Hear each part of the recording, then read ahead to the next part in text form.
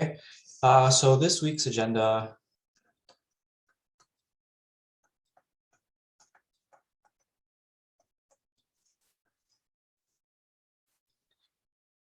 Number one is to find the centralizer of the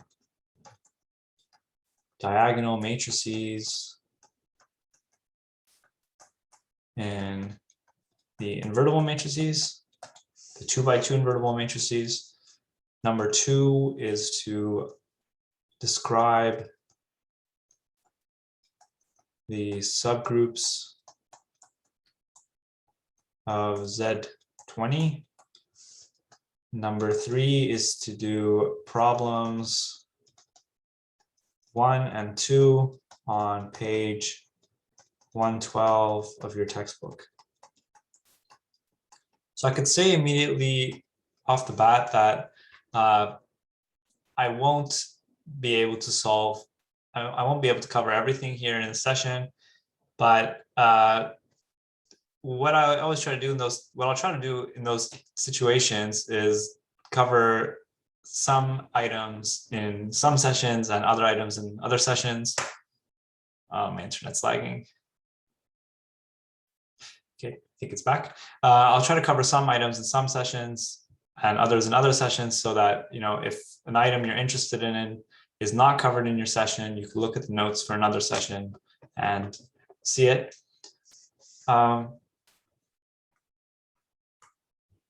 So I'll start with doing, so the last session I wasn't able to cover problem 2 on page 112, so I'll start with that so we can definitely have that in at least one session. So problem 2.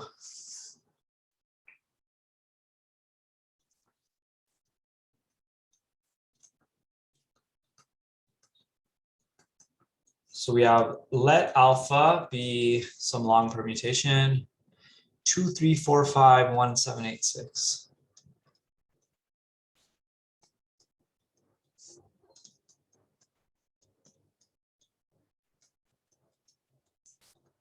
And beta is also some long permutation 1, 3, 8, 7, 6, 5, 2, 4.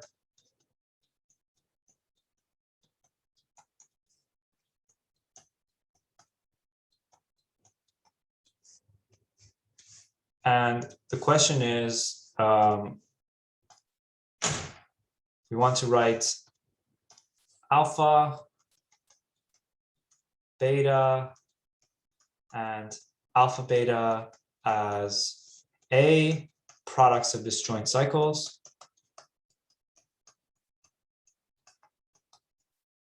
and B as products of two cycles that aren't necessarily disjoint.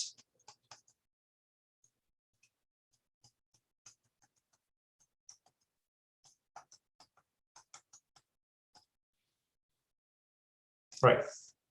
So first, let's actually find what alpha beta is.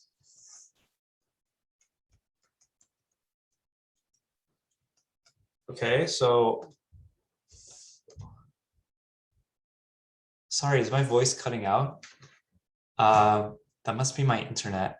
Okay, give me one moment and I'll try to fix my internet. It'll be like 1 minute. I'll be right back.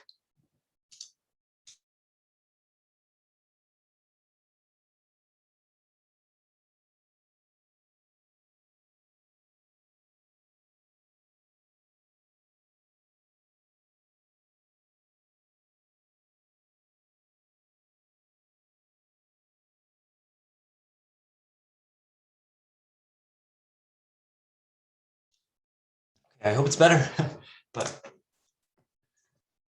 it's not completely in my control, unfortunately. Okay, let's see. So what is alpha beta? But yeah, do let me know if you're not hearing me so I can at least repeat the parts that are lagging. Much better? Okay, great. So what is alpha beta? So we list the elements 1, 2, 3, 4, 5, 6, 7, 8. Maybe I'll do it horizontally to better reflect the notation. And then we'll see where they each go. So under first beta, we'll see where they each go under beta.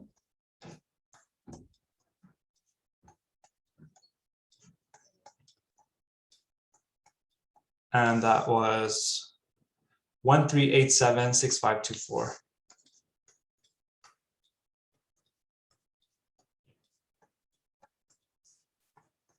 And next under alpha,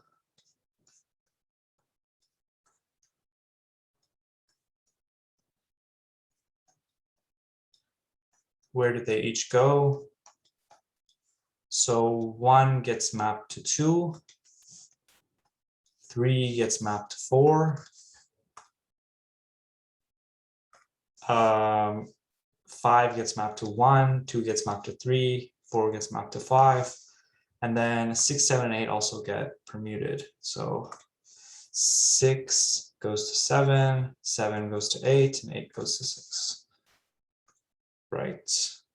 Okay, so that's, and then we just have to write that more compactly, just showing the elements and where they end up.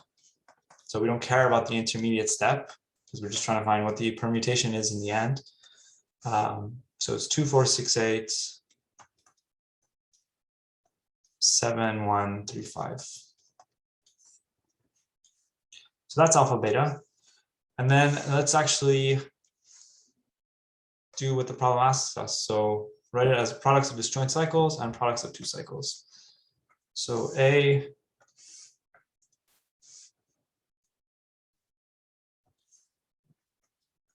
products of disjoint cycles. So for each element,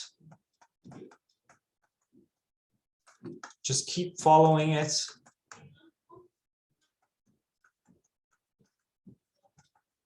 Under the permutation until you get back to where you started.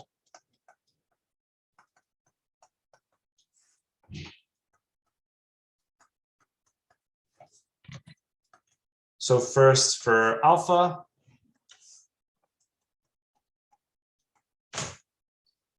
so let's go with alpha was 2, 3, 4, 5, 1, and then 7, 8, 6. So 1 goes to 2, 2 goes to 3, 3 goes to 4, 4 goes to 5, and 5 goes back to 1. So that's one cycle. And also 6 goes to 7, 7 goes to 8, and 8 goes to 6. That's another cycle. So alpha equals 1, 2, 3, 4, 5, and 6, 7, 8. Now let's do beta. Okay, so in beta, 1 goes to 1.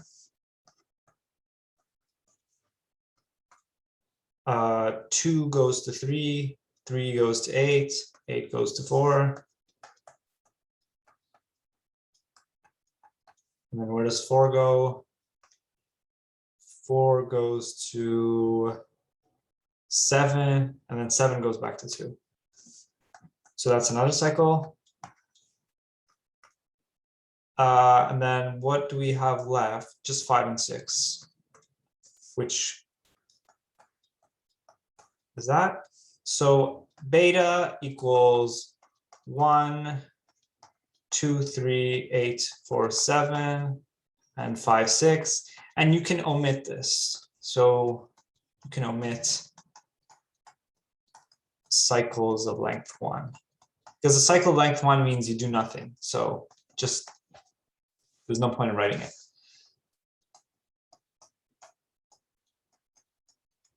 Like there's no point of writing, okay, I swap 5 and 6, I cycle 2, 3, 8, 4, and 7, and I do nothing to 1. You might as well just say you swap 5 and 6 and you cycle 2, 3, 8, 4, and 7. So that's beta. And then alpha beta.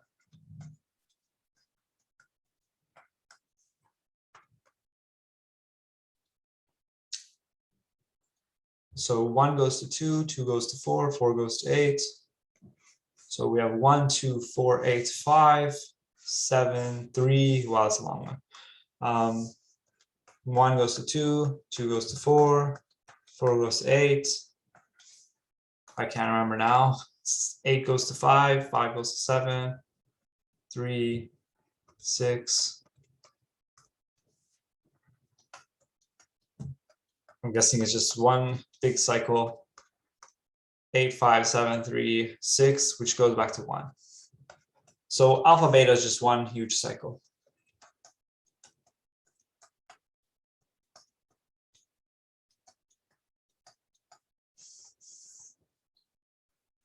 Okay.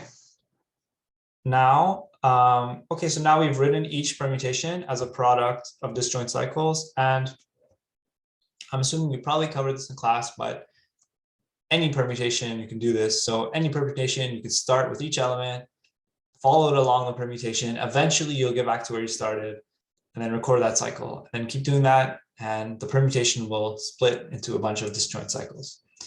So now there's part B, which is to write each one. Yeah, that's what I was trying to say here. So a cycle of length 1 just means the identity. A cycle of length 2 means you swap 2 elements. So yes, you can just omit it. And you can omit it because, so since you wrote in the question, or we simply, I mean, it's both. So it's equivalent to identity, therefore you can discard it in the permutation because it does nothing. Okay, so part B is write alpha beta as products of 2 cycles. Okay, so there's 2 methods to doing this. Method 1 is the method you should use.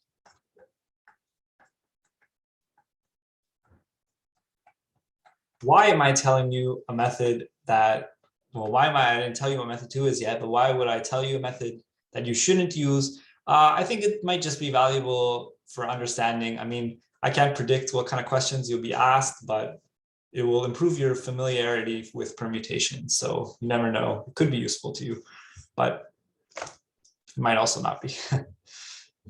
So this is the one you should use though. And the key to this method is there is a standard way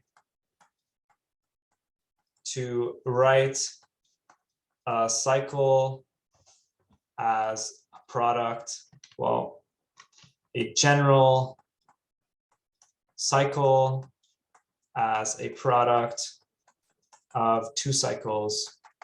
And to put it in words, basically just insert brackets. And for example, we have alpha equals 1, 2, 3, 4, 5. And what was it? Where did I write it? Oh, 6, 7, 8. Well, 1, 2, 3, 4, 5 is just 1, 2, 2, 3, 3, 4, 4, 5. So, okay, I guess it's not accurate to say basically you just insert brackets. You're repeating the elements too, but hopefully you get the pattern. So for 6, 7, 8, it's 6, 7, 7, 8. So there's a repetition occurring in between every 2 terms, but it's a very clear pattern. So the point is, every permutation can be written as a product of disjoint cycles, and every cycle can be written as a product of 2 cycles in a very straightforward way. So that's how any permutation can be written as a product of 2 cycles. So therefore, alpha is just this product. So alpha is 1, 2, 2, 3, 3, 4, 4, 5, 6, 7, and 7, 8. And then we can do that for the other ones in case the pattern didn't stick. There will be 2 more attempts for you to understand it. So beta is 2, 3, 8, 4, 7, and then 5, 6. 2, 3, 8, 4, 7, and then 5, 6. So we split each cycle into 2 cycles separately. So 2, 3, 8, 4, 7 is 2, 3 times 3, 8 times 8, 4 times 4, 7. And 5, 6 is just already a 2 cycle.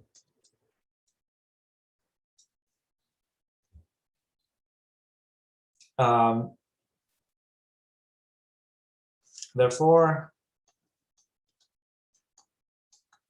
beta is 2, 3, 3, 8, 8, 4, 4, 7, 5, 6. Okay.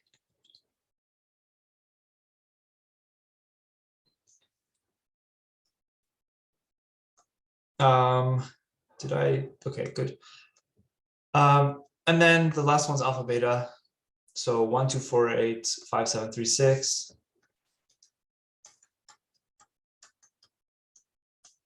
And again, that splits in a standard way.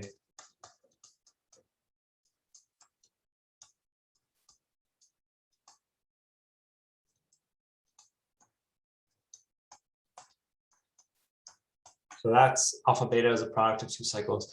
And note this method, you don't get that many 2 cycles, right? Like it's roughly the length of the permutation. I'm just talking about like efficiency. You don't get a lot of 2 cycles. You pretty much get it. If you have a permutation of length n, you roughly get n 2 cycles. Now I'll show you method 2, which is much worse, but it could help with your familiarity, help make you more familiar with, more comfortable with permutations. So method 2, don't actually use this method. And the idea is to think about what precomposing does to a permutation. And by precomposing, I mean multiplying on the right.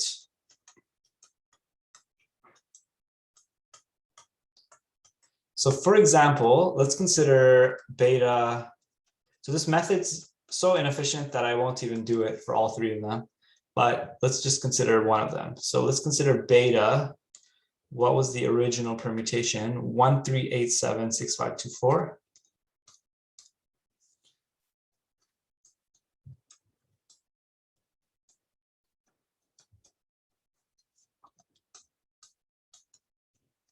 Okay. So here's how the method goes. Well, the first step is to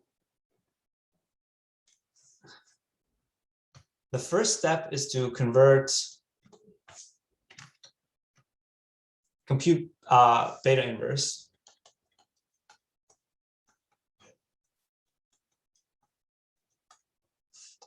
So that can be done fairly easily.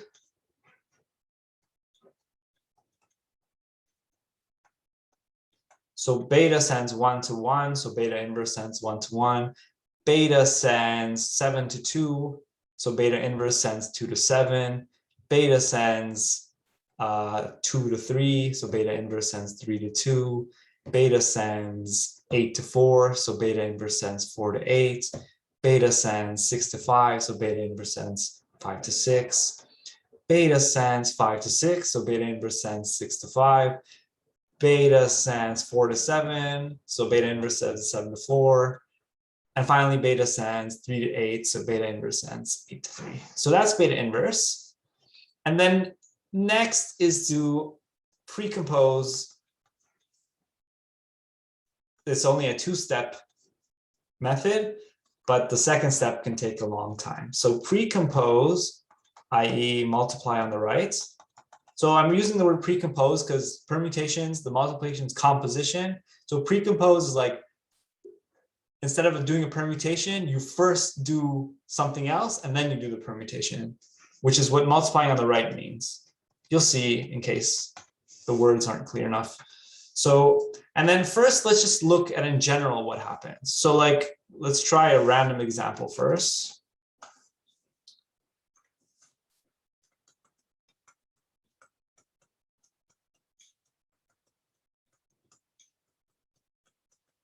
So beta inverse equals, what was it?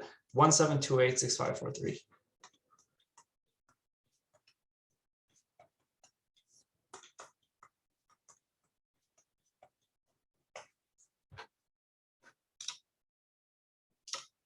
So what happens if I precompose with some random 2-cycle? Let's say, what is beta? Actually, I won't make it random. I'll make one that's kind of convenient for me. What is beta inverse times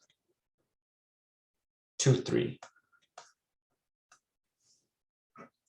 So 2 will go to 3, and then you apply beta inverse, and you get 2. 3 will go to 2, and then you apply beta inverse, and you get 7. And then every other element is unchanged by 2, 3. So 2, 3 just swaps 3 and 2. So every other element is unchanged by 2, 3, and goes to the same element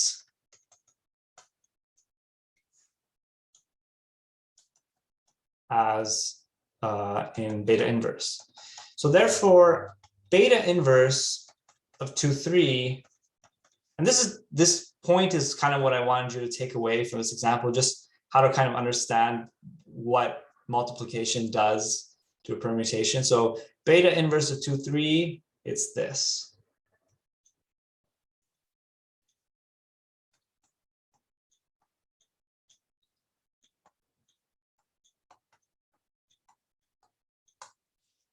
Therefore, so the effect of multiplying on the right by 2, 3 is that the entries, the second and third entries in the bottom row of beta inverse swap, and everything else stays the same. So there's a strategy: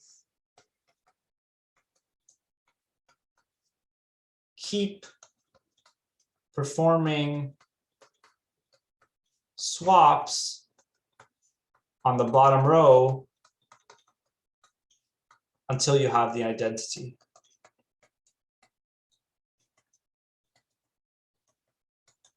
This is kind of an analogous process to like inverting a matrix, where you form the augmented matrix, and then you start with like 1/2 is the identity and 1/2 is your matrix. You do Gaussian elimination on the matrix, and what you get on the right is the inverse. It's kind of like similar idea. It's you start with the inverse of the permutation, you keep performing swaps on the bottom, and in the end you'll get the original permutation as a product of 2 cycles. So let's do it. So beta inverse 2, 3 was this.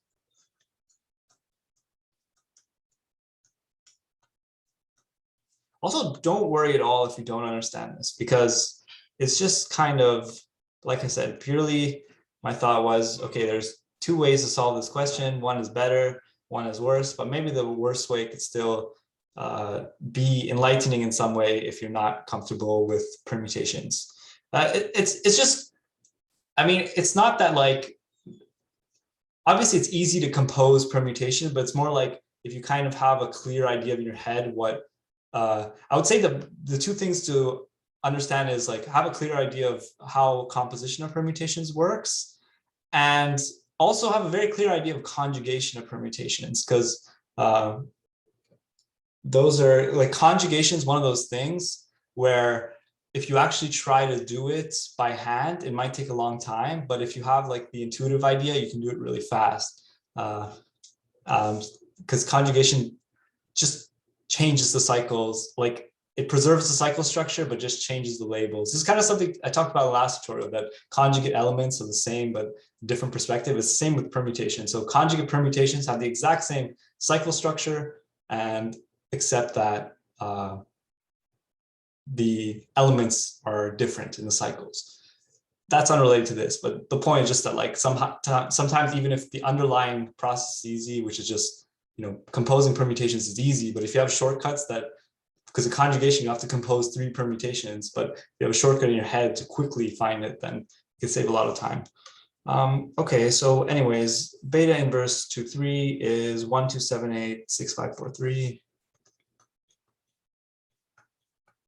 4, 3, and then, so let's keep doing swaps. So then let's swap. I want 3 to go in position 3, so I'll swap 3 and 8. Then that will mean, give me this.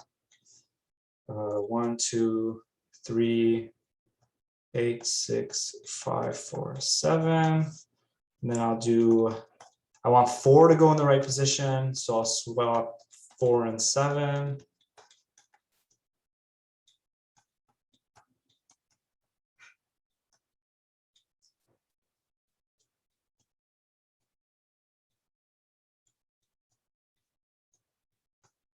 And then I want 5 to go in the right position, so I'll swap 5 and 6.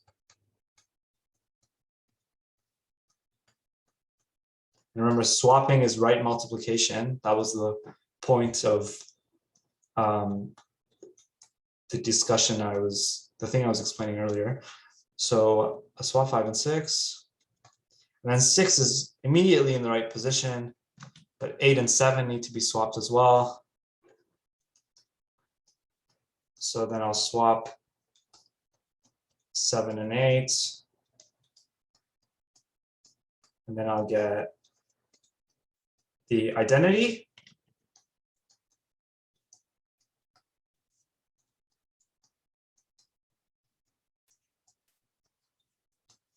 So therefore, beta inverse times 2, 3, 3, 8, 4, 7, 5, 6, 7, 8 is the identity, which means that beta is 2, 3, 3, 8, 4, 7, 5, 6, 7, 8. So that's exactly what beta inverse means, right? It's a thing that when you multiply by beta, you get the identity. So since beta inverse times this thing is the identity, beta is that thing. So notice that this was, it's not that much worse than the other method, but yeah, I think the other method is a lot, it's more straightforward. So I guess the resulting product isn't that long, but it's like, since you have to do all these, just kind of keep track of the list at each stage, it kind of takes a bit of time in writing. But the other method, you just find the cycle decomposition, split it into 2 cycles, and you're done. So I'll definitely recommend the other method, but this method is useful, I guess, just to understand what right multiplication does to a permutation.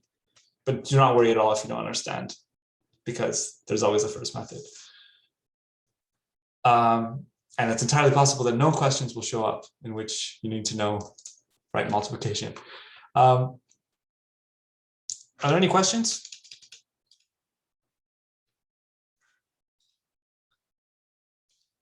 Okay, so I think we got some practice with permutation. So let's go to item 2 and let's skip question 1 in the textbook. But I did do question 1 in my other session, so you can just check the notes and you'll see it. But it's much easier than question 2.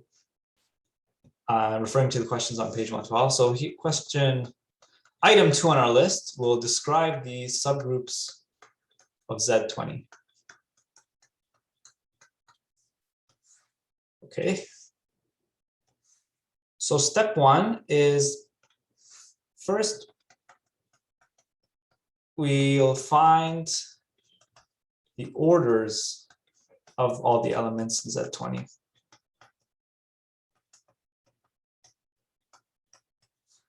So recall that in a general cyclic group generated by A with n elements,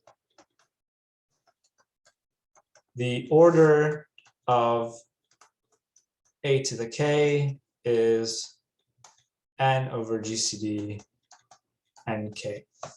And if you have trouble remembering this formula, it's very intuitive. The idea is, how many the order of A to the K is the smallest multiple of K that's divisible by n. What's the smallest multiple of K that's divisible by n? Well, K already has GCD nk in it. So it already has a common factor of n. So I don't need n. I don't need to multiply K by n to get a multiple of n. Obviously, multiplying K by n would give you a multiple of n, but that's not the smallest value you could get because it already has a common factor. So that's why you just divide by this common factor. So you already have GCD nk. To get the rest of n, you just multiply by n over GCD nk. So hopefully you can remember this formula. And then why is this relevant? This is relevant because Z20 is a cyclic group with 20 elements. So we can find the order of each element in Z20.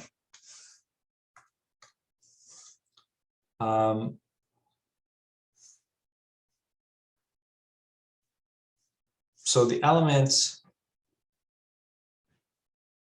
the values K for which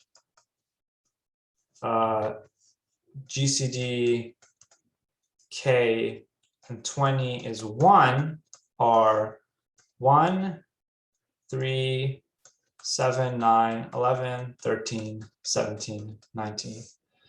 The values for which the GCD is 2 are 2, 6, 14, 18.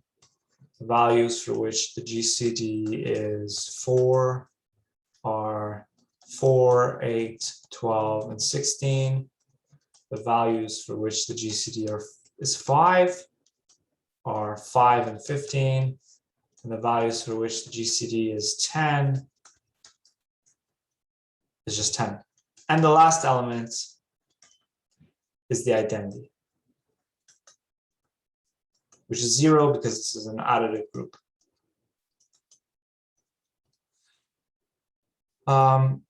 So these are the elements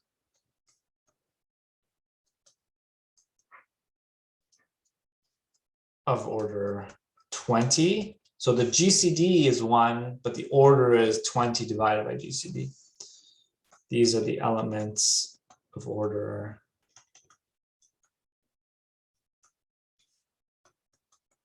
10. Here's order 5. Here's order 4. This is the only element of order 2. And the identity has order 1. And this is a natural thing to do, to look at the orders, because in the end, I mean, not every subgroup in general has to be cyclic, but it's certainly the case that for every element in a group, the smallest subgroup containing it is cyclic. It's just a subgroup generated by that element. In the case of Z20, it will turn out that every subgroup is cyclic. So indeed, this is all we have to think about. In general, though, in a random group, there are non-cyclic, there could be non-cyclic subgroups. Okay, let's find, right, so now we split into cases. Case 1. Well, actually, I should say a sentence first about what I'm doing cases on. So consider subgroup H of Z20. Case 1. H contains 1, 3, 7, 9, 11, 13, 17, or 19, i.e., an element of order 20. Then, well, if it contains any of these elements, note that each of these elements generates Z20. So H contained any of these elements, and that's precisely because they have order 20.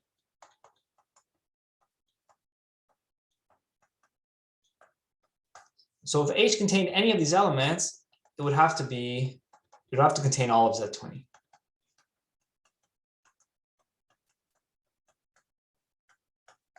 Therefore, in this case, H is Z20. And here's an example to illustrate. So example, suppose H contains 7. Then H would have to contain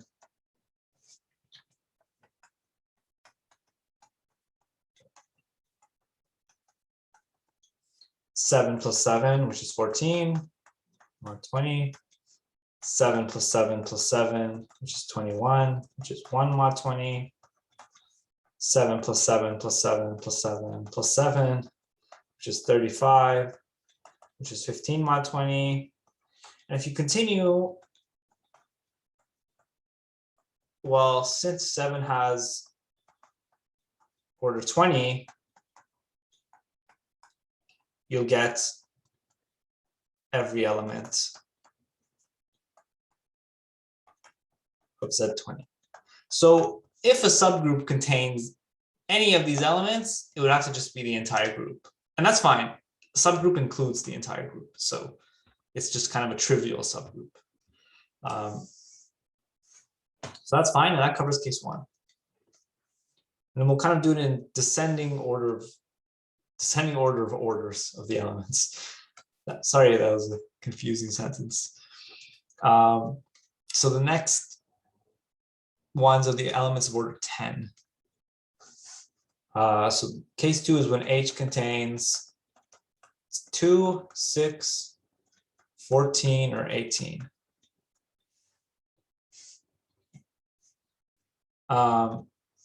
Well, each of these elements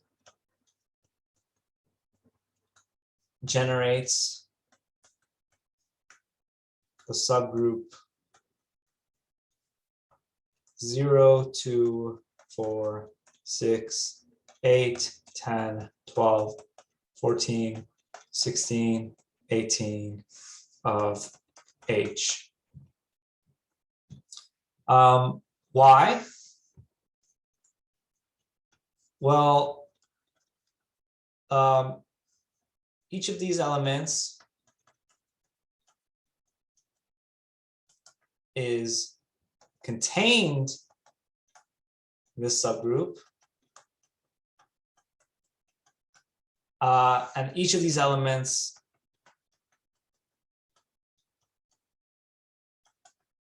has order 10, and this subgroup has 10 elements. So together, these facts,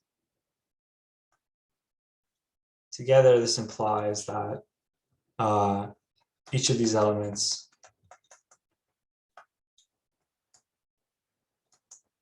generates this subgroup.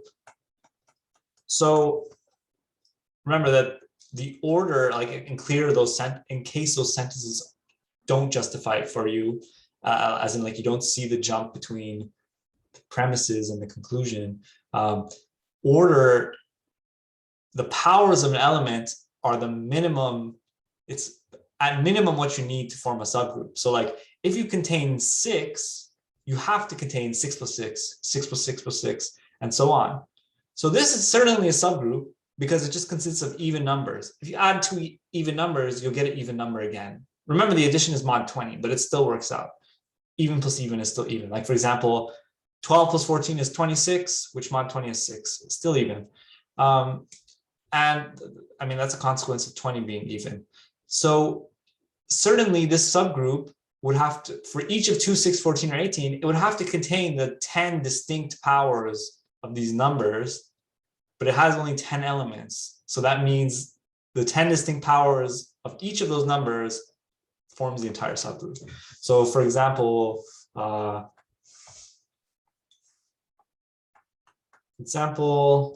let's do 6 plus 6 is 12 mod 20. 6 plus 6 plus 6 is 18 mod 20. 6 plus 6 plus 6 plus 6 is 24, which is 4 mod 20. Ooh, a message in the chat.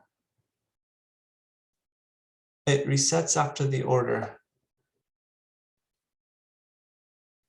Yeah, it resets exactly. I see what you mean, yeah. That's how the order is. So the order, yeah, that's precisely it. And that's exactly how you should think about the order. It's the powers, you keep doing it, and the order is the first time you get back to the start. So we can actually do it for 6 because it's only going to take 10 equals 30, which is 10 mod 20. And then I won't write plus anymore. I'll just write 6 times 6 is 36, which is 16 mod 20.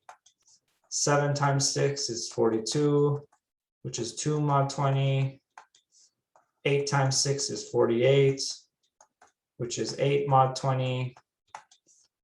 9 times 6 is 54, which is 14 mod 20. And then 10 times 6 is 0. I mean, it's 60, which is 0 mod 20. So that's the order. And now if I keep going, I'll just repeat. So 11 times 6 is 66, which is 6 mod 20. 12 times 6 is 72, which is 12 mod 20. And I'm getting back. So I'll get 12 and 18 and 24. I mean, then 4, then 10, then 16, then 2, then 8. So, but the point is, the reasoning that I used is, I know that this is a subgroup. The even numbers form a subgroup. And I know that this subgroup has to contain all the powers of 6. And there's 10 distinct powers of 6 because 6 has order 10. Powers, remember, is the group theoretic sense. So I don't really mean 6 times 6. I'm saying like powers means repeat the group operation. So in this case, addition. So the powers of 6 in the group operation would be 6 plus 6, 6 plus 6 plus 6, and so on. But the point is, there's 10 powers of 6 because 6 has order 10. The group has 10 elements, the subgroup. It has to contain all the powers of 6. Therefore, every element must be a power of 6. And that's true for 2, 6, 14, or 18, all of them. Okay, and so continuing with the reasoning, each of these elements generates the subgroup. Hence, if H contains 2, 6, 14, or 18, it must contain all of this subgroup.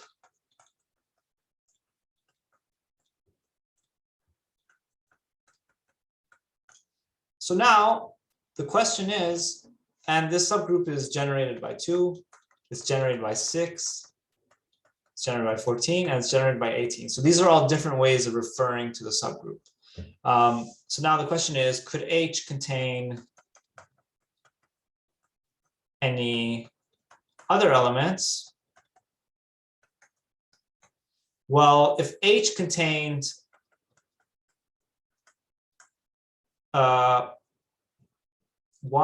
3, 7, 9, 11, 13, 17, or 19, well, we'd be back in case 1. This is already covered by case 1. So that's exactly what case 1 was, when H contains 1, 3, 7, 9, 11, 13, 17, or 19. The elements of order 20, and we already showed in that case you get set 20. If H contains, let's say 5, then it would have to contain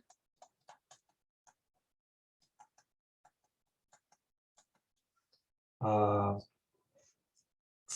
plus 2, let's say, which is 7. And that's covered by case 1. So groups are closed under the operation, subgroups are closed under the operation. If H contained 5, we already showed it contained 2, it contains 2.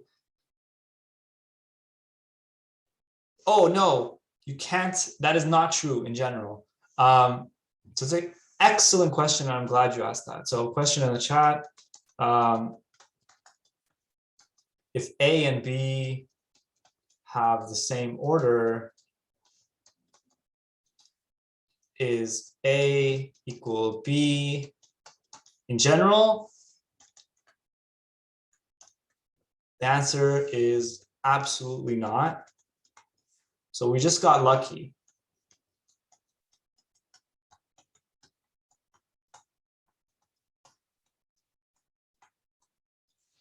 So I guess what's kind of happening is like Z20 is so small. So it's like the elements of order 10, they all just fall in the same subgroup. But if you have a bigger group and elements of small order, they absolutely don't need to be in the same. Yeah, it is just, it's because, so I'll say why it's true. The reason why it happens here is that the group is cyclic. So the group is already cyclic overall, and that's kind of what makes all these subgroups cyclic as well. And that's why the elements of the same order end up all being in the same subgroup. But it's just a coincidence. So I'll give you an example though to really convince you. So example of how terribly it could fail. In Dn, all reflections have order 2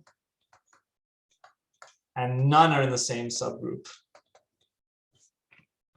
I mean, okay, they're in the same, that's a nonsensical statement, but I'm saying that none generate the same subgroup.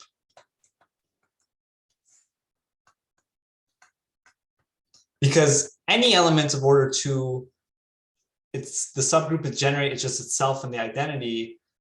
In our case, we were lucky that 10, where did I write it?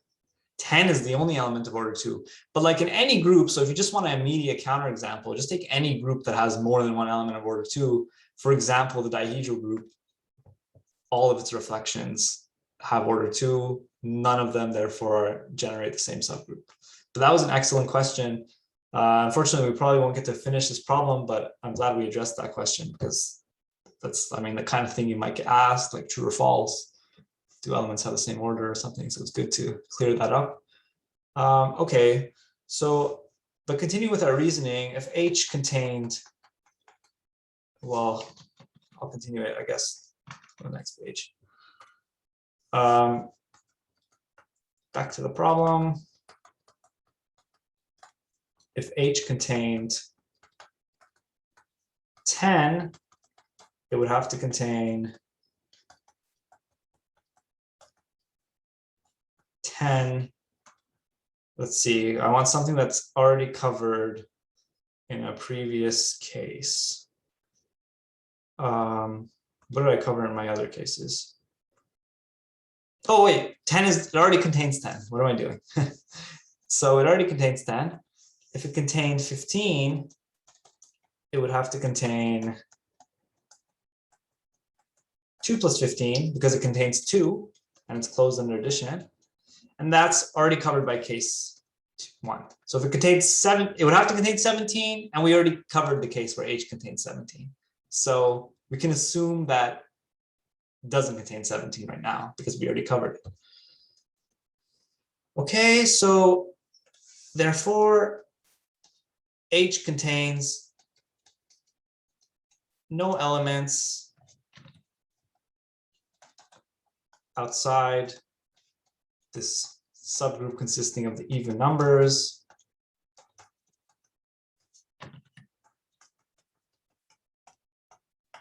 And so therefore H is just equal to this subgroup.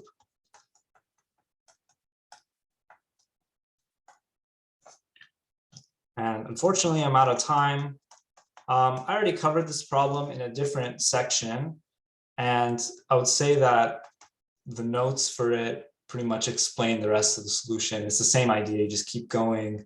The next case, if it contains the elements of the next order and so on. So please, if you're interested in seeing the solution, consult those notes. Otherwise, thank you for coming, and good luck on your test. Yeah, thanks for your message. Where's the stop recording button?